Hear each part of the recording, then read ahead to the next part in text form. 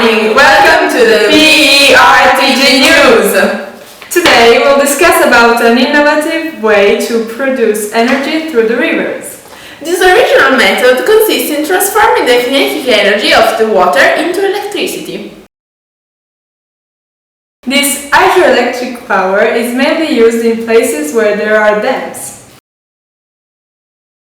It's a renewable energy, in other words, that is a natural and potentially infinite.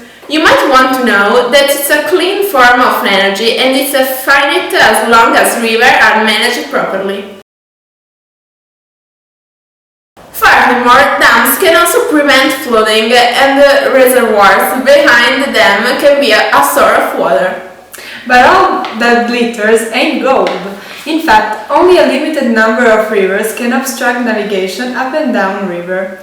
Reservoirs may produce resettlement, and migration patterns of animals may be disrupted. Another problem are dams, which reduce the deposition of alluvium downstream and can flood large areas of land. So, it can be a useful way to reduce fossil fuels and non-renewable energy to improve our planet. And now, another topic that is dear to all of us. Connected with our beloved rivers, the water cycle. Yeah! It's the continuous movement of water through the land, oceans and atmosphere. This is a system where water cannot be added or lost. In other words, a closed system. We can divide the various processes in four main areas: inputs, transfers, stores and outputs. But now let's stop talking. We are going to listen the beautiful soundtrack of the video the team prepared to explain better what happened. Sung by Mr. Davis. Enjoy.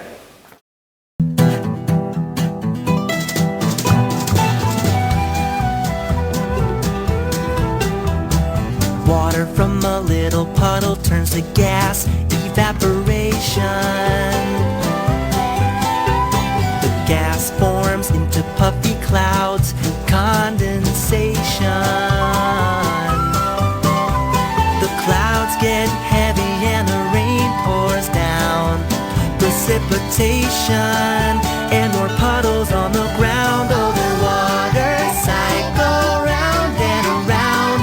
Vapor goes up and the rain comes down. Water in the sky, in the ocean, in the ground. It's all in a cycle going round and round. Did you like the video?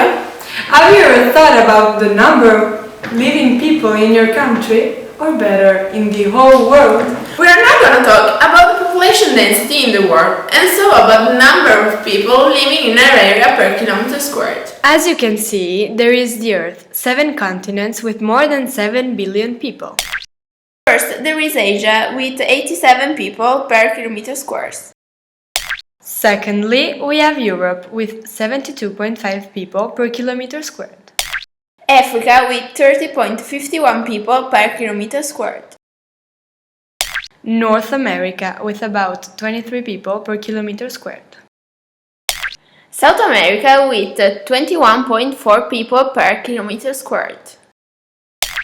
Australia with about 3 people per kilometer squared. And finally, Antarctica without inhabitants. As you can see, Antarctica and Australia are the perfect examples of sparse population. In fact, they are both mountainous and desert areas, very hot or very cold.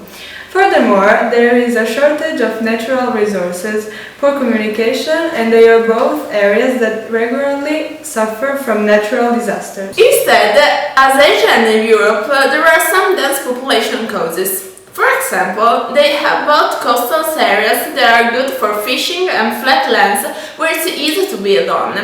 Another point in favor is there are some areas that are close to a good supply of natural resources and with good communication links. So that shows us how differently is distributed the population from a continent to another. That's it for today! P.E.R. News staff say goodbye to the world!